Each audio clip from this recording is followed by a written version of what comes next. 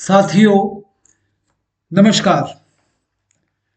एक बार पुनः पद्मेश तेलंग आपसे संबोधित है और आरएएस प्रीलिम एग्जाम के फिनिशिंग टच की ये जो लेक्चर सीरीज चल रही है, व्याख्यान माला, उसमें आज हम राजस्थान का भूगोल ही ले रहे हैं। राजस्थान के भूगोल नाम के चैप्टर में आज हम शुरुआत करेंगे प्रमुख सिंचाई परियोजनाओं से। देखिए, सिंचाई क्या है? सिंचाई फसलों को पानी देने की कृत्रिम विधि है, आर्टिफिशियल मेथड है। क्योंकि प्राकृतिक रूप से तो वर्षा हो जाती है, तो सिंचाई देने की जरूरत इसलिए पड़ती है कि विशेष तौर पर जैसे राजस्थान में वर्षा का बड़ा असमान वितरण है। वर्षा कहीं है, कहीं नहीं है, कहीं कम है, कहीं बहुत ज्यादा है। तो सिंचाई हमें कृषि के लिए देना जरूरी है। तो सिंचाई परियोजनाएं देश की कृषि के लिए, राज्य की कृषि के लिए बहुत आवश्यक परियोजनाएं हैं। तो राजस्थान की हम बात करें तो यहाँ सर्वाधिक सिंचित जिला जो है, जिसमें सिंचाई सबसे ज्यादा सिंचित होती है, वो है श्री गंगानगर। और न्यूनतम सिंचित जिला जो है वो है राजसमंद। राजस्थान में सिंचाई के तीन प्रकार के स्रोत हैं, सोर्सेस। कुआं और नलकूप है, नहर से होती है, तालाब और अन्य स्रोत से होती है। नहर का क्षेत्र जो है, नहर से जो सिंचाई का स्रोत है, वो सर्वाधिक श्री गंगानगर में है। और कुआं और नलकूप सर्वाधिक जयपुर में है। अब सिंचाई परियोजना जो सरकार ने बनाई, वो तीन प्रकार की परियोजनाएं हैं। एक तो है लघु या सूक्ष्म, जो 0 से 2000 हेक्टेयर भूमि तक की सिंचाई सुविधा है। एक है मध्यम सिंचाई परियोजना, जो 2000 से फिर ऊपर 10,000 हेक्टेयर तक की सिंचाई सुविधा है।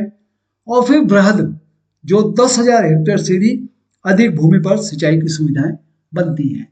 तो इन तीन कैटेगरी में सिंचाई परियोजनाएं में सरकार की स्कीमें आई।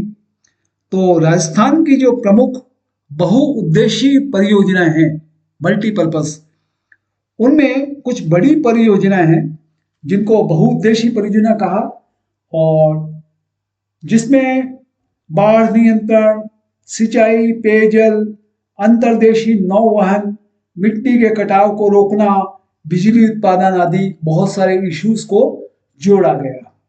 अच्छा, जवाहरलाल नेहरू ने इन सिंचाई परियोजना को आधुनिक भारत के मंदिर कहा है।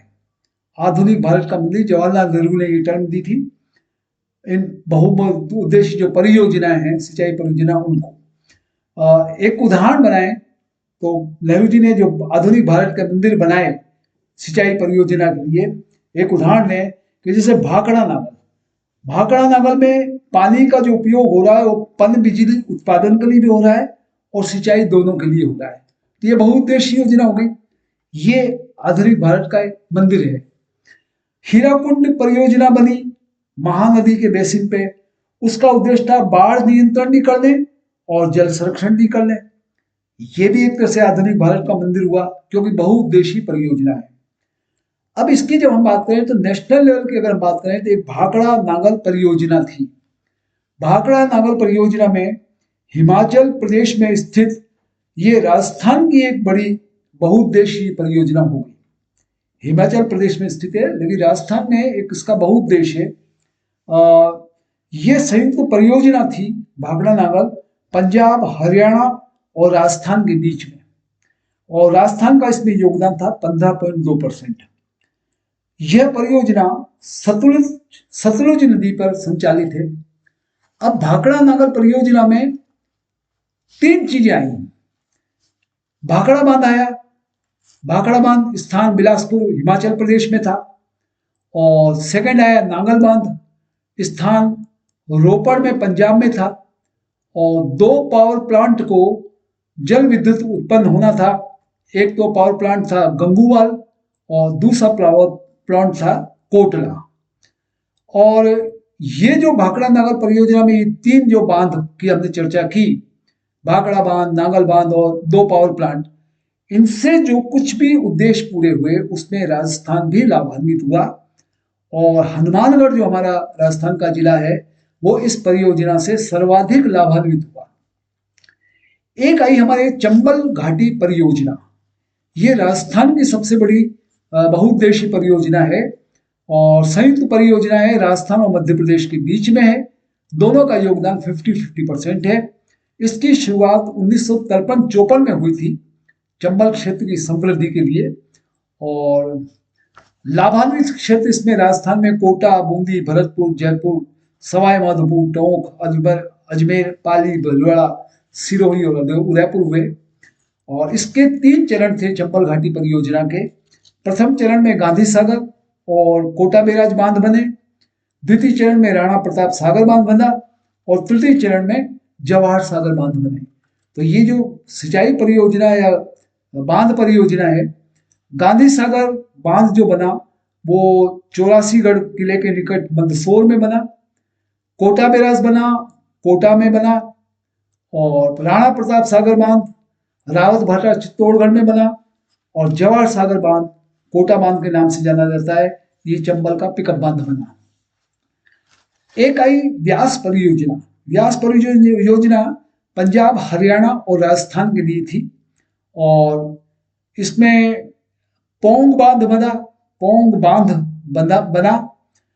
पंडोह बांध बना। इस तरह से व्यास परियोजना बनी। इसके बाद एक माही बजाज सागर परियोजना है।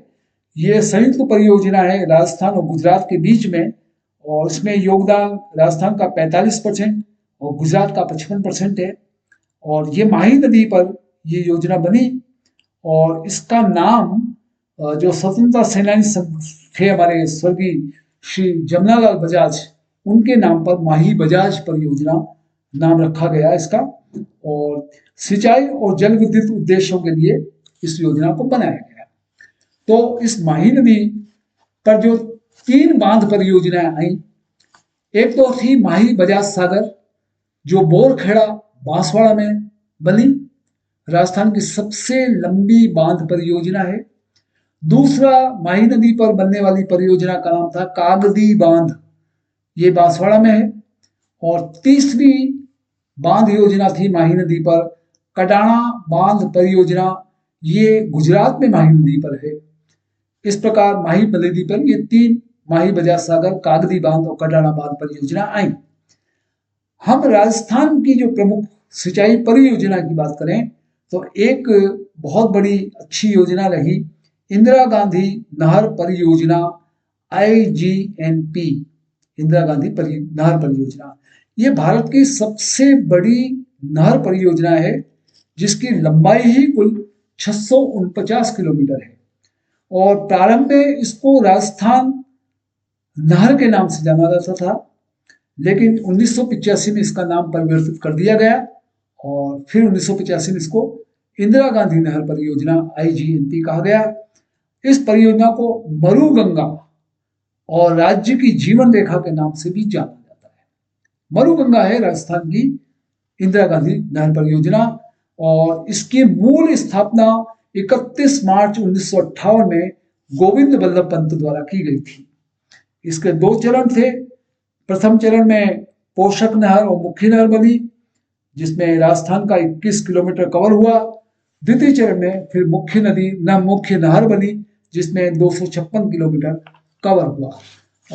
इंदिरा गांधी परियोजना राजस्थान के 7 जिलों से गुजरती है, बाड़मेर, बीकानेर, चूरू, हनुमानगढ़, जैसलमेर, जोधपुर और गंगानगर। तो ये एक बड़ी योजना है। इसी क्रम में एक बताएं हम गंग नहर परियोजना, ये राजस्थान की पहली बहुउद्देशीय परियोजना थी जो 1928 में उत्तर पश्चिमी गंगानगर के लिए पूरी हुई। बीकानेर के महाराजा गंगा सिंह द्वारा निर्मित यह श्री गंगानगर जिले की सिंचाई करती है। एक परियोजना है सिद्धमुख परियोजना या नौहर सिंचाई परियोजना। ये वर्तमान में राजीव गांधी नहर परियोजना के रूप में जानी जाती है और इसमें रावी और व्यास नदियों से जो शेष पानी है वो मिलता है। और इसका उद्घाटन 12 जुलाई 2002 को सोनिया गांधी ने किया था और इसके लाभार्थी हैं हनुमानगढ़ और चूरू जिला सिद्धमुख नौहर सिंचाई परियोजना से। नर्मदा नहर है गुजरात और राजस्थान के सहयोग से शुरू हुई है। गुजरात में सरदार सरोवर बांध से इसको निकाली गई है। राजस्थान में जालोर, सांचौर, बालोतरा, बाड़मेर इससे लाभान्वित होते हैं। और नर्मदा नहर की जो लिफ्ट नहरें हैं वो सांचौर लिफ्ट है, भदेरिया लिफ्ट है बाड़मेर में, पनौरिया लिफ्ट है बाड़मेर में। एक परियोजना और है राजस्थान की, बीसलपुर परियोजना टोंक।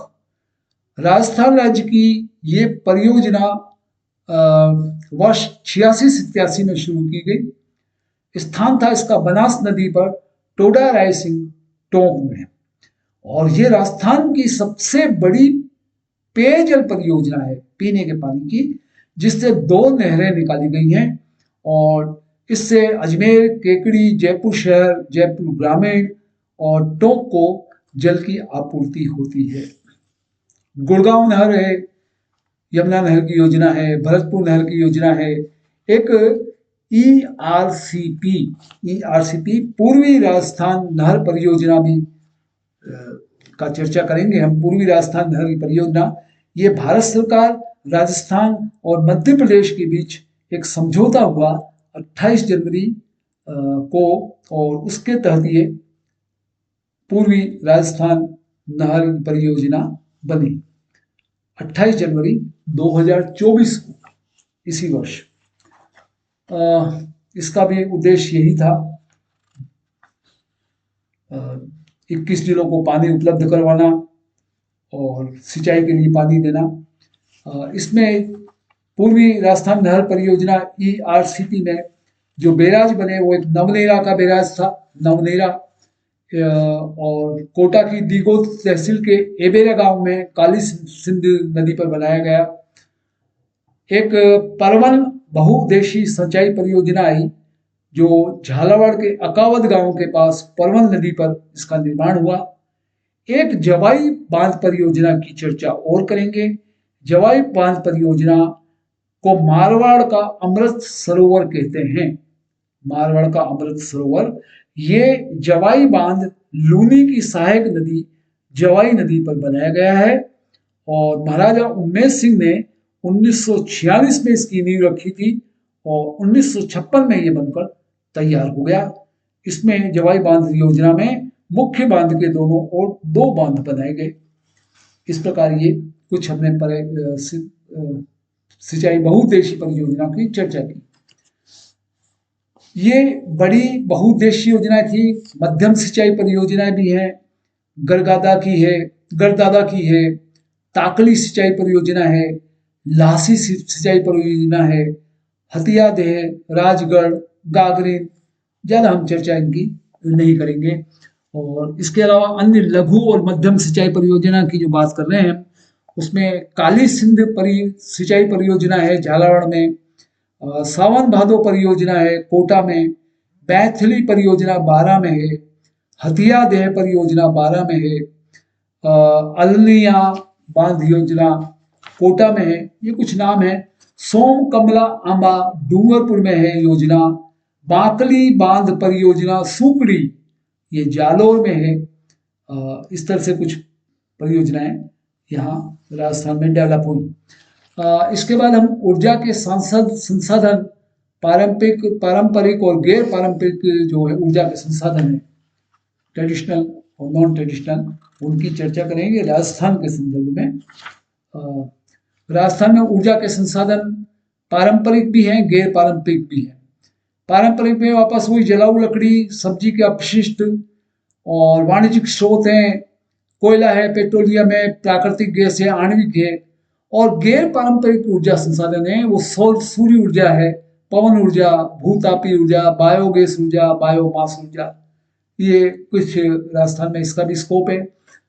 यहाँ पर राजस्थान में 1 नंबर पे तापी गैर पारंपरिक ऊर्जा, सेकंड नंबर पे पवन और तीसरे पे सौर ऊर्जा। ये गैर पारंपरिक ऊर्जा का हमारा विकास का स्थान है।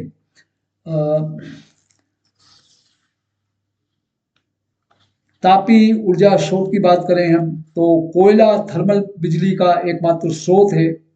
और कोयले के कई प्रकार हैं। पीट कोयला है, लिग्नाइट कोयला है, बिटुमिन कोयला है, एंथ्रेसाइट कोयला है।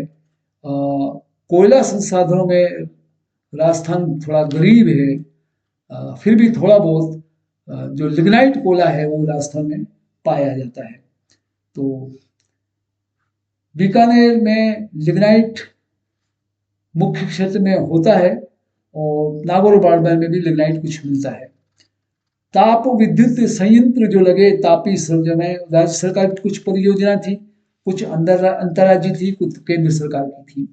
तो राज्य सरकार के जो ताप विद्युत संयंत्र लगे, ताप विद्युत थर्मल पावर प्रोजेक्ट, गुड़ा का थर्मल पावर प्रोजेक्ट है। गुड़ा का ये बीकानेर जिले में है। छबड़ा का सुपर थर्मल पावर प्लांट है, ये बारां में है। दानपुर का सुपर थर्मल पावर प्लांट है, बांसवाड़ा में है। Kapurdi Jalipa super thermal power project Barmer में है। Kali Sindh super critical power plant Jhalawar में है। Suratgarh super thermal power plant Shri Ganganagar में है। और Kota super thermal power plant Kota में है। और भी छोटे मोटे कुछ पावर प्लांट और भी हैं। राजस्थान में बिजली की परियोजनाएं भी हैं। हम ऊर्जा की बात चल रही है तो बिजली की परियोजना में देखिए सूरतगढ़ का सुपर थर्मल पावर है, कोटा का सुपर थर्मल पावर है, अंता का विद्युत परियोजना गैस पे आधारित छबड़ा थर्मल पावर योजना है, काली सिंध थर्मल विद्युत परियोजना है, रावत भाटा परमाणु ऊर्जा है, गिरल थर्मल पावर प्रोजेक्ट भदेसर है और गुड़ा thermal power project Barsingh sir thermal power project है। ये कुछ राजस्थान की बिजली परियोजनाएं हैं। छबड़ा का सुपर थर्मल पावर प्लांट है। और इसी तरह से राज्य सहयोग से संचालित जो थर्मल पावर प्लांट है वो सतपुड़ा का जैसे थर्मल पावर प्लांट है जिसमें राजस्थान और मध्य प्रदेश के बीच का टाई अप है। केंद्र सरकार के थर्मल पावर प्लांट भी हैं। सिंगरौली का है उत्तर प्रदेश में। Unchahar super thermal power plant है उत्तर प्रदेश का। उड़ीसा में Talcher super thermal power plant है। ये कई सारे thermal power plant national level के भी हैं। चलिए इसके बाद पेट्रोलियम और प्राकृतिक गैस की बात करें तो प्राकृतिक गैस भी जमीन से पाई जाती है और पेट्रोलियम भी जमीन के अंदर से पाया जाता है। कुएं से कच्चा तेल निकलता है, बहुत सारी इसमें अशुद्धियां होती हैं, शुद्धिकरण करते हैं। जैसलमेर में प्राकृतिक गैस का रिजर्व पाया गया है जिसमें घोटारू में मीथेन और हीलियम, मनिहारी टिब्बा में प्राकृतिक गैस और डांडेवाला, तनोट, रामगढ़, कामलीवाल ये जैसलमेर में रिजर्व पाए गए हैं प्राकृतिक गैस के। अब राज्य सरकार की जो गैस आधारित बिजली परियोजनाएं हैं उसमें संयुक्त चक्र गैस बिजली संयंत्र परियोजना धौलपुर में है। ये परियोजना का ऐसे नाम ध्यान रखिए, संयुक्त चक्र गैस बिजली संयंत्र परियोजना 330 मेगावाट की धौलपुर में है। झामर कोटड़ा गैस बिजली परियोजना 4 मेगावाट की उदयपुर में है और रामगढ़ गैस बिजली संयंत्र परियोजना 273 मेगावाट की जैसलमेर में है। इसी तरह से केंद्र सरकार की कुछ परियोजनाएं राजस्थान भी इसमें जुड़ा है। अंता गैस बिजली परियोजना, अंता गैस बिजली परियोजना 12 राजस्थान में है। ये केंद्र सरकार और राजस्थान का पहला गैस बिजली संयंत्र है और एनटीपीसी द्वारा संचालित है। कुछ प्रस्तावित गैस विद्युत परियोजनाएं भी हैं, बूंदी की, कोटा की, बारां की। और इसी तरह से कुछ नेप्था या तरल ईंधन विद्युत की परियोजना भी है। केशोरायपाटन थर्मल पावर प्लांट की, धौलपुर पावर प्लांट की। जल विद्युत परियोजना की बात करें तो राज्य सरकार की जल विद्युत परियोजनाएं जो हैं, जाखम की लघु जल विद्युत परियोजना प्रतापगढ़ में, अनास की जल विद्युत परियोजना बांसवाड़ा में है। और केंद्र सरकार की तो जल विद्युत परियोजना है ही, अभी हम राजस्थान की सिर्फ बात कर रहे हैं। एक देखिए, राज्य सरकार के सहयोग से जो संचालित हमारी जल विद्युत परियोजना है, जिसमें राज्य सरकार का भी सहयोग है, तो उसमें नाम जैसे आता है भाखड़ा भाखड़ा नांगल परियोजना। इसमें राजस्थान की भी साझेदारी है, पंजाब की है, हरियाणा की है। राजस्थान की हिस्सेदारी इसमें 15.2% है। व्यास जल विद्युत परियोजना परियोजना है, साझेदारी राजस्थान, पंजाब, हरियाणा की है। माही बजाज सागर परियोजना में राजस्थान, गुजरात की साझेदारी है। चंबल जल विद्युत परियोजना में राजस्थान, मध्य प्रदेश की साझेदारी है। और राहु घाट परियोजना जो प्रस्तावित है, उसमें राजस्थान और मध्य प्रदेश की साझेदारी है। गैर परंपरागत स्रोत जो हैं, उसमें सौर ऊर्जा आती है, पवन ऊर्जा आती है, परमाणु ऊर्जा आती है। तो परमाणु ऊर्जा की बात करें तो परमाणु का जो विखंडन होता है, नाभिक टूटता है, उससे जो ऊर्जा मिलती है उसको परमाणु ऊर्जा कहते हैं। और परमाणु ऊर्जा के लिए महत्वपूर्ण खनिज चाहिए होता है, यूरेनियम और थोरियम चाहिए होते हैं। यूरेनियम और थोरियम राजस्थान में उदयपुर, भीलवाड़ा और झुंझुनू जिले में पाए जाते हैं। राजस्थान में परमाणु ऊर्जा के लिए राजस्थान परमाणु ऊर्जा परियोजना 1973 लागू की गई। और ये जो राजस्थान परमाणु ऊर्जा परियोजना है, RAPP कहते हैं इसको, RAPP, ये रावतभाटा में है, कनाडा के सहयोग से लगी। दूसरा बांसवाड़ा परमाणु ऊर्जा स्टेशन है, ये प्रस्तावित है। ये बांसवाड़ा में माही बजाज सागर बांध के पास राजस्थान का दूसरा परमाणु ऊर्जा संयंत्र बनेगा, प्रस्तावित है। एक नोरा परमाणु ऊर्जा संयंत्र उत्तर प्रदेश का है, जिससे राजस्थान को भी परमाणु ऊर्जा मिलती है। राजस्थान का उसमें हिस्सा 9.2% है। अब हम सौर ऊर्जा की बात करें, ये भी गैर पारंपरिक सोर्स है। इसमें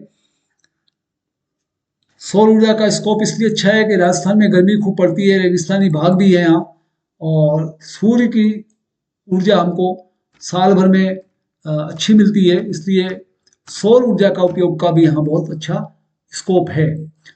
सौर ऊर्जा में कुछ काम हुआ है। राजस्थान सौर ऊर्जा नीति लागू करने वाला भारत का पहला राज्य है राजस्थान में। और राजस्थान की पहली सौर नीति जो थी वो अप्रैल 2011 में स्वीकृत की गई, और राजस्थान में नई सौर ऊर्जा नीति दिसंबर 2019 में जारी की गई।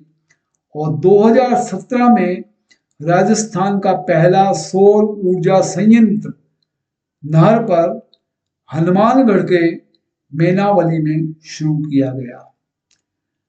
एक भड़ला की हम बात करेंगे, जोधपुर में एक जगह है भड़ला, उसमें 4 चरणों में कमीशन किया गया और सौर ऊर्जा का वहाँ प्लांट लगाया गया। और जो भड़ला सौर पार्क कहलाता है, भड़ला सौर पार्क फलोदी में है। ये दुनिया का सबसे बड़ा सौर पार्क है, सबसे बड़ा सौर पार्क है। इसके बाद हम कुछ सोलर पार्क की बात करें, भादला जोधपुर जिले में सोलर पार्क है। धुरसर जैसलमेर में सोलर पार्क है। फतेहगढ़ जैसलमेर में सोलर पार्क है। फलोदी पोखरण में जैसलमेर में है। तो ये कुछ सोलर पार्क के नाम बताए। सौर ऊर्जा उद्यमशीलता क्षेत्र SEEZ, सौर ऊर्जा उद्यमशीलता क्षेत्र, ये जोधपुर, जैसलमेर, बाड़मेर जिले में बनाए गए हैं। उदयपुर में फतेह सागर झील में सबसे बड़ी सौर वेधशाला स्थापित की गई। ऐसे ही सौर शहर कार्यक्रम आए। सौर शहर कार्यक्रम में क्या था कि शहरों को सौर शहर के रूप में विकसित किया जाए। इसमें जयपुर, जोधपुर और अजमेर शहरों को ऐसा शहर घोषित किया गया है। ऐसी सौर छत बिजली उत्पादन योजना, घरों में और बिल्डिंगों में छत पर सौर छत लगाई जाए, ये 20 अगस्त 2019 को भारत सरकार ने इस स्कीम को शुरू की थी। और जवाहरलाल नेहरू सौर ऊर्जा मिशन, ये भी केंद्र सरकार द्वारा स्कीम शुरू की गई थी और उसे सोलर ऊर्जा मिशन का नाम दिया गया। और राजस्थान ने इस क्रम में राजस्थान सौर ऊर्जा नीति 2019 लॉन्च की। राजस्थान सौर ऊर्जा नीति 2019, जिसका उद्देश्य 2024-25 तक 30,000 मेगावाट सौर ऊर्जा को उत्पन्न करना था। राजस्थान की कुछ सौर ऊर्जा परियोजनाएं बताएं। खींवसर सौर ऊर्जा संयंत्र है नागौर में, मोकला सौर ऊर्जा परियोजना है जैसलमेर में, अगेरिया सौर ऊर्जा परियोजना बाड़मेर में, दुनिया सौर ऊर्जा संयंत्र जोधपुर में। एक हरित ऊर्जा गलियारा, हरित ऊर्जा गलियारा के नाम से एक योजना है। इसे गुजरात के बनासकांठा से पंजाब के मोगा तक बनाया जाएगा और इसमें राज्य के 5 जिले कवर होते हैं। अजमेर, चित्तौड़गढ़, नागौर, जोधपुर और बीकानेर से होकर ये गुजरेगा गलियारा। और ये सौर ऊर्जा बिजली संचालन के लिए यहाँ ये योजना है। इसको हरित ऊर्जा गलियारा कहा गया है। राजस्थान में पवन ऊर्जा का भी स्कोप है। पवन ऊर्जा के लिए पवन ऊर्जा नीति 2012 आई। फिर राजस्थान पवन एवं हाइब्रिड ऊर्जा नीति 2019 आई। और पवन ऊर्जा के लिए कुछ मुख्य स्थान आपको बताएं। हर्षनाथ एक जगह है सीकर जिले में, और धमोतर चित्तौड़गढ़ में एक जगह है, वहां पवन ऊर्जा का स्कोप है। फलोदी जोधपुर में एक जगह है, बाड़मेर में खडोल, और देवगढ़ प्रतापगढ़ में एक जगह है। यहाँ पवन ऊर्जा का स्कोप बनता है। और आज की तारीख में राज्य में सर्वाधिक पवन ऊर्जा जैसलमेर जिले में उत्पादित हो रही है। तो राजस्थान में अक्षय ऊर्जा निगम के जो पवन ऊर्जा संयंत्र है, अक्षय ऊर्जा निगम के द्वारा पवन ऊर्जा संयंत्र अमर सागर जैसलमेर में पहला पवन ऊर्जा परियोजना है जो राजस्थान अक्षय ऊर्जा निगम ने पवन ऊर्जा संयंत्र बनाया। अमर सागर जैसलमेर में पहला। फिर फलोदी में भी बना जैसलमेर में, पोहरा जैसलमेर में बना। जैसलमेर के 4-5 नाम हैं, हंसुआ, आकल, फलोदी, ये सब जैसलमेर में पवन ऊर्जा के संयंत्र हैं। एक चीज उल्लेखनीय है कि राज्य की पहली निजी क्षेत्र की पवन ऊर्जा योजना 2001 में मैसर्स कलानी इंडस्ट्रीज इंदौर द्वारा बड़ा बाग जैसलमेर में स्थापित की गई थी। और फिर 2022 में अडानी हाइब्रिड एनर्जी की एक सहायक कंपनी ने जैसलमेर में पहला पवन हाइब्रिड ऊर्जा संयंत्र स्थापित किया है, अभी 2022 में अडानी ग्रुप ने। इसके बाद बायोमास ऊर्जा की बात करें। बायोमास की जो नीति है 2010 में घोषित हुई थी और राज्य का पहला बायोमास आधारित प्लांट श्री गंगानगर के पदमपुर में मामर्स कल्पतरु एनर्जी वेंचर्स द्वारा स्थापित किया गया था। तो जैव ईंधन का ये उपयोग करते हैं और जैव ईंधन बायोमास ऊर्जा संयंत्र में चावल की भूसी, गन्ने की भूसी, कपास के डंठल, सरसों के भूसे, जूली के पौधे आदि का उपयोग किया जाता है। प्रमुख बायोमास पावर प्लांट हम बताएं, श्री गंगानगर में एक पदमपुर का बायोमास प्लांट है, उनियारा टोंक में खातौली का बायोमास प्लांट है, चित्तौड़गढ़ में चंदेरिया का बायोमास प्लांट है। इस तरह से कुछ प्लांट राजस्थान में काम कर रहे हैं। एक ऊर्जा नीति की चर्चा करें तो राजस्थान अक्षय ऊर्जा नीति 2023 एक वर्ष पहले की है। राजस्थान अक्षय ऊर्जा नीति 2023 लॉन्च की गई। इसका उद्देश्य था कि 65 गीगावाट की सौर क्षमता हम डेवलप करें और ये इसमें टारगेट है कि हम 2029-30 तक 90,000 मेगावाट अक्षय क्षमता का सौर ऊर्जा राजस्थान में बना सके। और फिर इसका उद्देश्य तब तक राजस्थान के सभी जिलों को हरित ऊर्जा शहरों के रूप में विकसित करना है कि सारे जो जिले हैं ये जिलों में सौर ऊर्जा से ही ऊर्जा की आपूर्ति हो।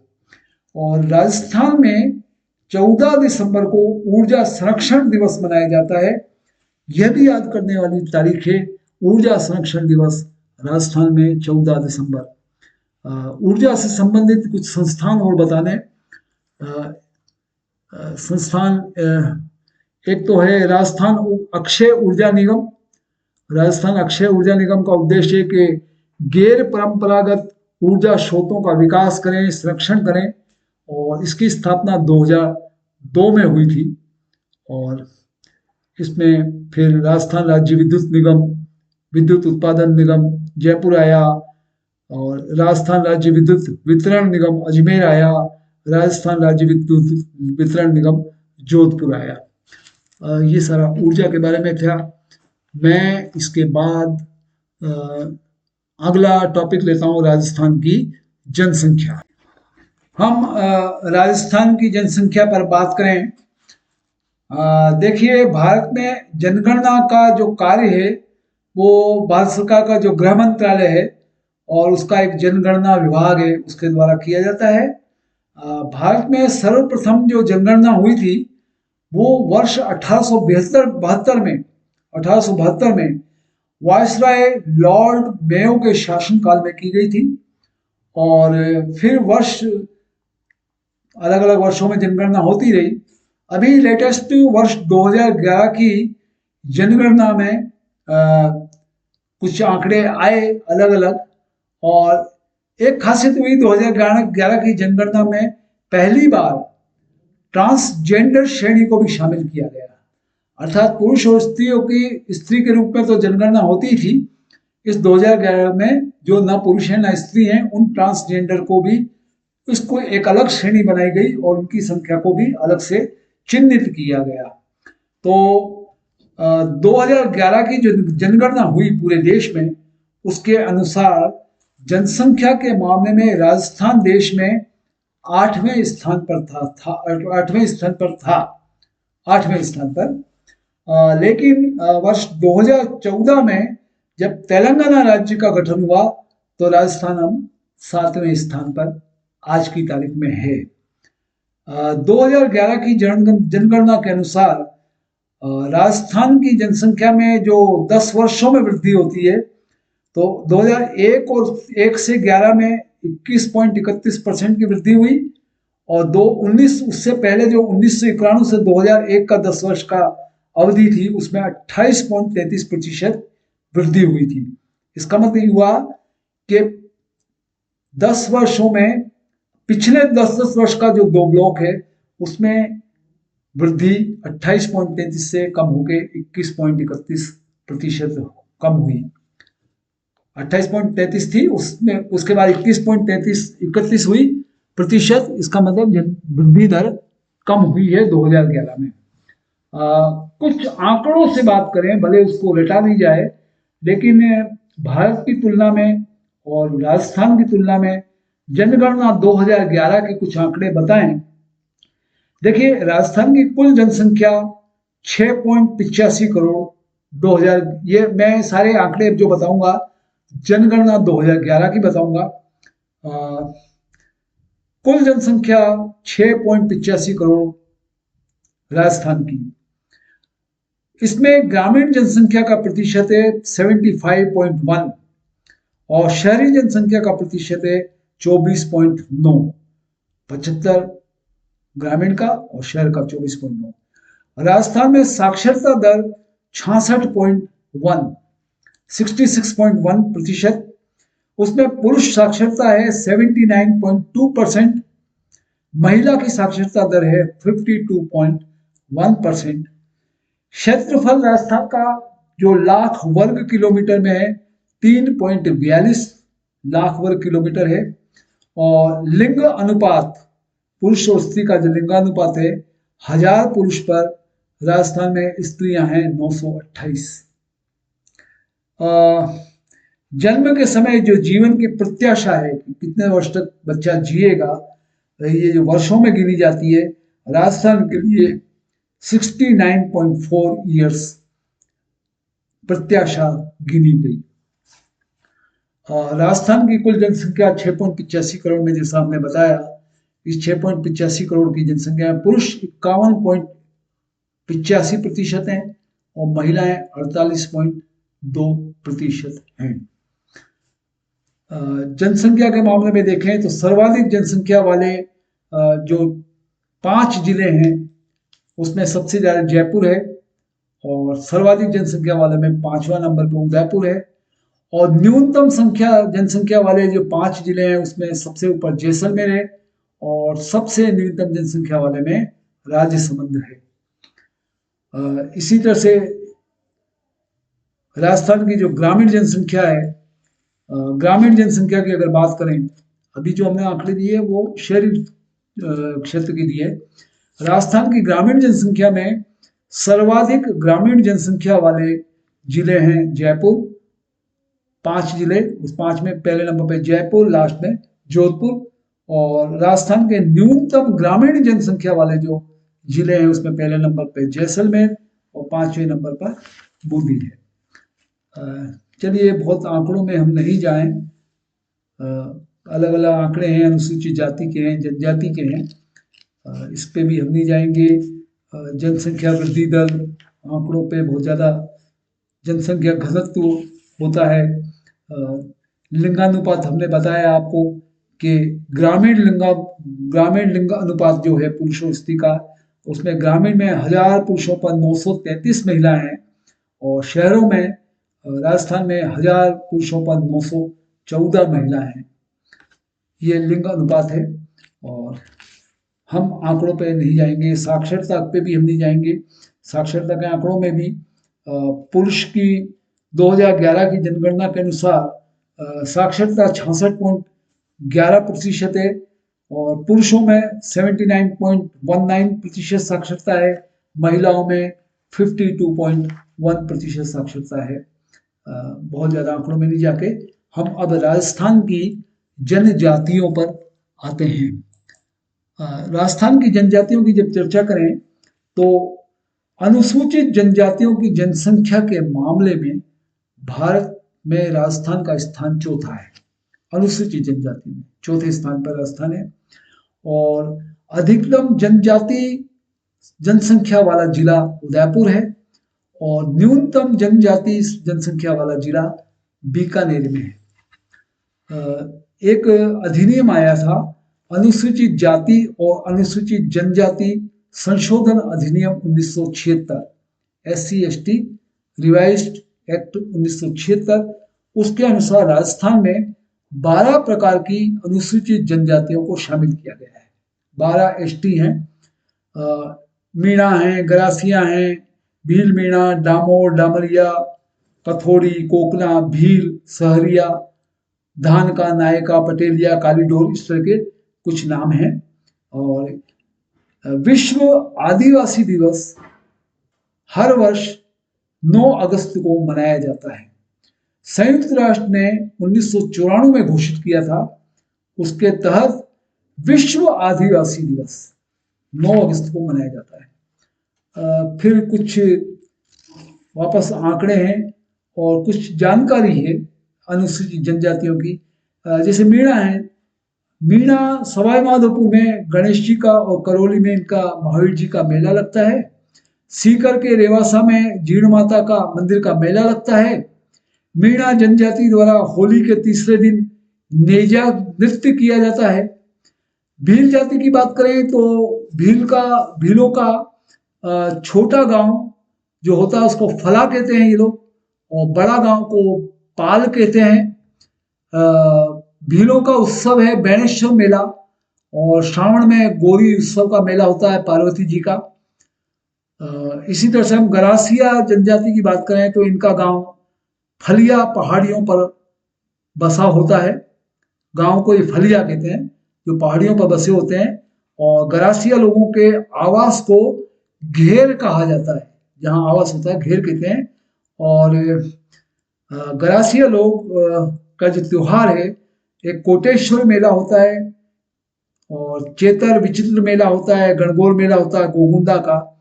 और गरासिया लोग अपने बड़े मेलों को मनखारो मनखारो मेलों का कहते हैं।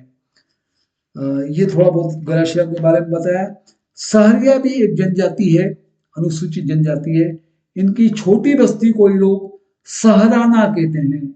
और इनके पवित्र धार्मिक स्थल जो है सहरिया के, 12 में सीताबाड़ी का मेला लगाते हैं ये। और इनका एक त्योहार है, राई नृत्य करते हैं और लठमार होली खेलते हैं। डामोर और डमरिया भी एक अनुसूचित जनजाति है। इनके धार्मिक जीवन की बात करें तो ये इनके प्रमुख मेला है छेला बावजी और ग्यारस की रेवारी। और इनमें होली को ये चरिया कहते हैं, चरिया होली को कहते हैं। और राजस्थान की अन्य जाति अभी हमने आपको बताई है, कथोड़ी है और उनका एक नृत्य है मावलिया होली। इसी तरह से बहुत सारी जनजाति हैं। सांसी हैं, एक सांसी मुख्य रूप से भरतपुर अजमेर रहते हैं। इनमें 2 मुख्य जातियां होती हैं, बीजा और माला। ऐसे ही एक जनजाति है कंजर। कंजर कोटा, बूंदी, बारा, झालावाड़, चित्तौड़गढ़ में भी रहते हैं। और इस समुदाय के लोग हाकम राजा का प्याला पीने के बाद फिर कहते हैं कि हम झूठ नहीं बोलते हैं। मतलब इनकी बहुत बड़ी आस्था विश्वास का है, हाकम राजा का प्याला पी लिया उसके बाद हम झूठ नहीं बोलेंगे। और कंजर लोग समुदाय, जो कंजर समुदाय है वो शवों को जलाता नहीं है, दफनाता है। चलिए इसके बाद हम पशुधन पे थोड़ी सी और बात कर लें कि राजस्थान में कुल पशुधन का लगभग 10.60% पशुधन है। राजस्थान में कुल पशुधन का, देश के पशुधन का 10.60% हमारे यहाँ पशुधन है। और वर्ष 2021 में राजस्थान का देश के दूध उत्पादन में 14.63% और ऊन उत्पादन में 42.45% का योगदान राजस्थान का देश में रहा। राजस्थान की एक 20वीं पशु गणना 2019 में हुई और ये वैसे प्रत्येक 5 साल में पशु गणना होती है। पहली पशु गणना वर्ष 1920 में हुई थी और नवीनतम जो पशु गणना हुई वो 2019 में हुई। और ये पशु गणना की बात थी। राजस्थान में कई प्रकार के पशुधन होते हैं। गाय हैं, गाय की जैसे नस्लें हैं, नागौरी नस्लें हैं, कांकरेज है, थार पालकर है, थार पालकर है, राठी नस्ल है और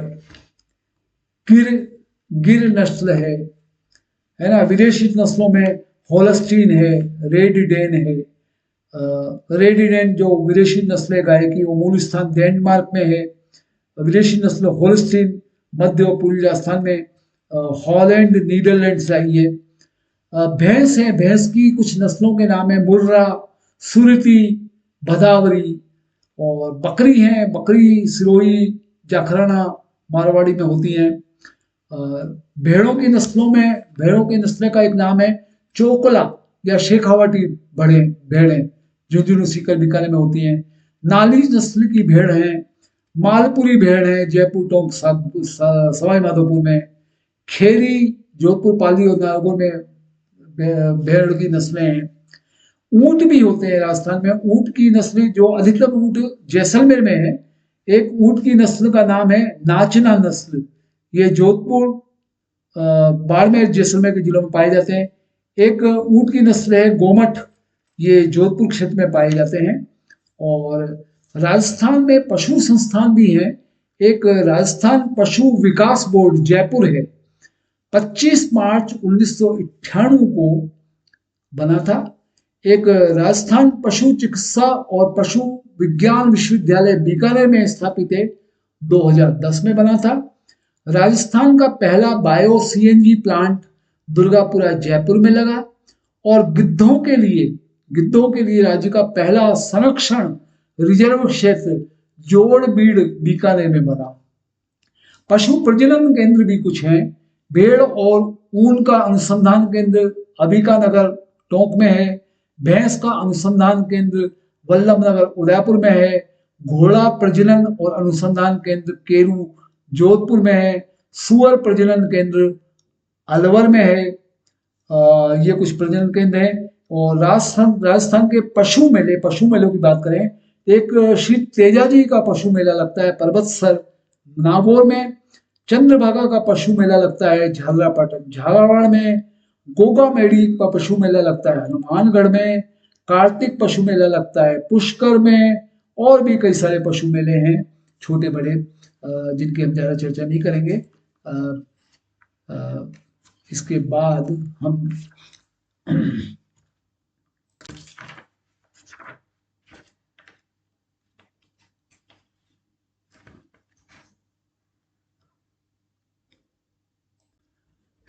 हम चर्चा करते हैं राजस्थान के वन्य जीव और जैव विविधता पे।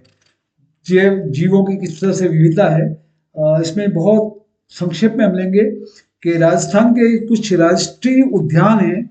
रणथंभौर राष्ट्रीय उद्यान है सवाई माधोपुर में, और 1980 में ये राजस्थान का पहला राष्ट्रीय उद्यान घोषित किया गया था, और राजस्थान का सबसे बड़ा राष्ट्रीय उद्यान है ये रणथंभौर का। और वर्ष 74 में राजस्थान बाघ संरक्षण परियोजना के अंतर्गत शामिल होने वाला ये पहला राष्ट्रीय उद्यान था। एक हमारा राष्ट्रीय उद्यान है केवला देव घाना भरतपुर में, ये राष्ट्रीय उद्यान है। ये एशिया में पक्षियों का सबसे बड़ा प्रजनन स्थल है, और यह यूनेस्को द्वारा विश्व प्राकृतिक धरोहर सूची में शामिल एकमात्र राष्ट्रीय उद्यान है। एक राष्ट्रीय उद्यान है हमारा मुकुंदरा हिल्स दर्रा राष्ट्रीय उद्यान, कोटा और चित्तौड़गढ़ के से संबंधित है। राजस्थान का ये बाघ परियोजना में शामिल तीसरा अभयारण्य 2013 है, और इस मुकुंदरा हिल्स अभयारण्य में राष्ट्रीय उद्यान में 3 अभयारण्य आते हैं। दर्रा का वन्यजीव अभयारण्य, जसवंत सागर का वन्यजीव अभयारण्य और चंबल का वन्यजीव अभयारण्य। एक प्रोजेक्ट टाइगर की स्कीम है हमारे यहाँ, 1973 में शुरू हुई थी। राजस्थान में 5 प्रोजेक्ट टाइगर रिजर्व हैं टाइगर की नस्ल को सुरक्षित करने के लिए। रणथंभौर टाइगर रिजर्व है सवाई माधोपुर में, सरिस्का टाइगर रिजर्व है अलवर में, मुकुंदरा हिल्स टाइगर रिजर्व है कोटा में, रामगढ़ विषधारी अभयारण्य है बूंदी में, और धौलपुर करौली टाइगर रिजर्व है धौलपुर में। कुछ वन्य जीव अभयारण्य की ओर चर्चा करें। सरिस्का वन्य जीव अभयारण्य अलवर में काम कर रहा है। दर्रा वन्य जीव अभयारण्य कोटा में, जवाहर सागर वन्य जीव अभयारण्य कोटा में, फुलवारी की नाल वन्य जीव अभयारण्य उदयपुर में, सीता माता वन्य जीव अभयारण्य उदयपुर में, राष्ट्रीय चंबल घड़ियाल वन्य जीव अभयारण्य कोटा में, डेजर्ट नेशनल पार्क वन्य जीव अभयारण्य जैसलमेर में, केला देवी वन्य जीव अभयारण्य करौली में, भैंस रोडगढ़ वन्य जीव अभयारण्य चित्तौड़गढ़ में। ये कुछ हमने अभयारण्य, और भी बहुत सारे हैं, हमने कुछ सेलेक्टेड नाम बताए।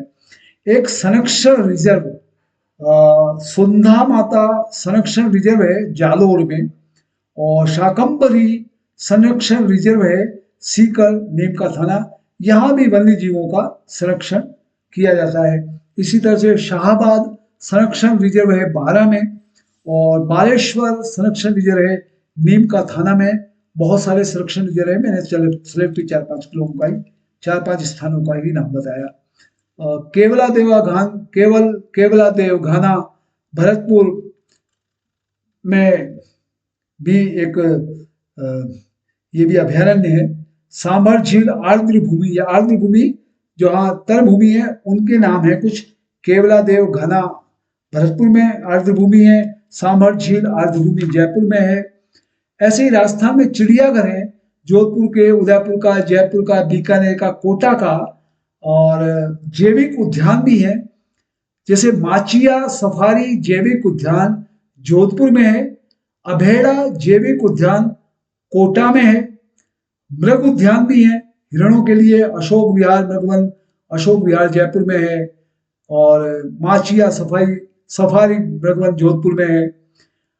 संकटग्रस्त कुछ प्रजाति हैं, जैसे बाघ पे संकट संख्या में कम हो रहे हैं, तो इनके लिए सवाई माधोपुर में एक संरक्षण की योजना है। तेंदुआ के लिए संपूर्ण राजस्थान में इनको संकटग्रस्त घोषित किया है। और इसी तरह से बहुत सारे जानवर पशु पक्षी हैं जिनको संकटग्रस्त प्रजातियों में घोषणा की गई है।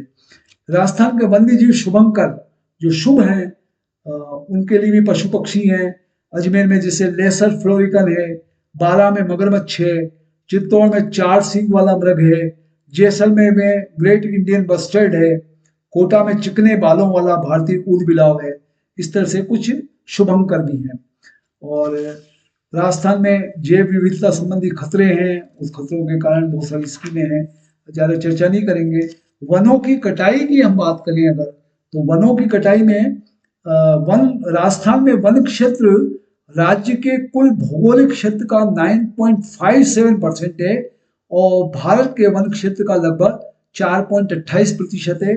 इसलिए वन कटाई को रोकना यहाँ बहुत जरूरी है और इसलिए जैव विविधता संरक्षण के भी कुछ प्रयास किए गए राज्य स्तर पर, अंतर्राष्ट्रीय स्तर पर।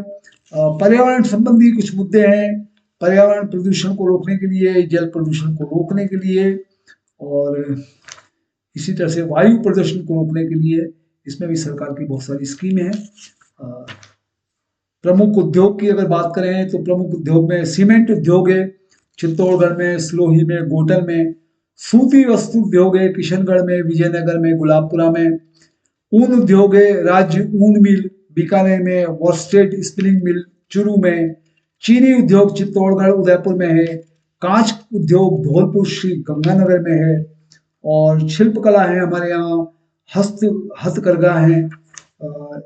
डेयरी उद्योग पोखरण में, फलौदी जोधपुर। तेल और वनस्पति उद्योग जयपुर, निवाई, भीलवाड़ा। बंधाई, छपाई और रंगाई उद्योग आपके बाड़मेर, बलोत्रा। बाड़मेर प्रिंट अजरक प्रिंट कहलाती है। बंदेज जोधपुर की, जाजम प्रिंट चित्तौड़ की, लहंगा चुन्नी जयपुर की। खादी उद्योग जोधपुर दौसा में है और हथकरघा उद्योग कृत्रिम रेशम बनता है कोटा उदयपुर में। हस्तशिल्प उद्योग है डोरिया मसूरी साड़ी कोटा की। खेसला और टुकड़ी बालोतरा की। बंदेज साड़ियाँ जोधपुर की। चुनरिया लहरिया जयपुर की। मिट्टी की मूर्तियां राजसमंद का मोलेला गांव और लकड़ी के खिलौने उदयपुर। फड़ पेंटिंग शाहपुरा की। कठपुतलियां उदयपुर की। इन सब के बाद हम एक औद्योगिक पार्क और कॉम्प्लेक्स की ओर बात करें। एक जापानी पार्क जेट्रो नीमराणा अलवर में बनाया गया। कोरियाई पार्क घिलोट अलवर में बनाया गया। सूचना प्रौद्योगिकी पार्क जयपुर में। स्टोन पार्क मंडोर जोधपुर में। सॉफ्टवेयर पार्क कनकपुरा जयपुर में। और इसी तरह से पर्यटन केंद्र और सर्किट की बात करें तो 1993 में राजस्थान पर्यटन विभाग ने पधारो हमारे देश को स्लोगन के रूप में अपनाया। 2008 में इस स्लोगन को बदलकर कलरफुल राजस्थान किया। 2016 में इस स्लोगन को जाने क्या दिख जाए कहा और वापस 2019 में पर्यटन विभाग ने इसको अपना स्लोगन वापस पधारो हमारे देश बना दिया। कुछ पर्यटन सर्किट हैं। ब्रिज मेवात सर्किट है जो अलवर, भरतपुर, सवाई माधोपुर, टोंक को कवर करता है। एक डेजर्ट सर्किट है जोधपुर, जैसलमेर, बीकानेर, बाड़मेर, बालोतरा को। एक शेखावटी सर्किट है सीकर, झुंझुनू, नीम का थाना, चुरू। और भी सर्किट हैं उनकी चर्चा भी हम नहीं कर रहे हैं। एक मरु त्रिकोण शब्द है। राजस्थान के पश्चिमी रेगिस्तानी जिलों में पर्यटन को बढ़ावा देने के लिए मरु त्रिकोण के तहत जैसलमेर, जोधपुर और बीकानेर को विकसित किया जा रहा है और इस पहल के लिए वित्तीय सहायता Japan bank for international cooperation JBIC द्वारा दी जा रही है। तो पर्यटन के लिए प्रयास हो रहे हैं। राजस्थान में राजस्थान पर्यटन विकास निगम RTDC की स्थापना 1 अप्रैल 1979 को पर्यटन के लिए की गई। राजस्थान फिल्म पर्यटन प्रोत्साहन नीति 2022 आई। भारत सरकार द्वारा संचालित प्रसाद योजना, इसमें तीर्थ यात्रा, कायाकल्प और आध्यात्मिक संवर्धन का अभियान किया गया। इसमें अजमेर के पुष्कर को विशेष तौर पर जोड़ा गया और यहाँ राजस्थान का भूगोल को हम समापन करते हैं और आपसे विदा लेते हैं। आशा है राजस्थान का भूगोल का ये टॉपिक्स आपको फ्लाइंग नोट्स पसंद आए होंगे। फिनिशिंग टच के तहत परीक्षा के लिए शुभकामनाएं। धन्यवाद।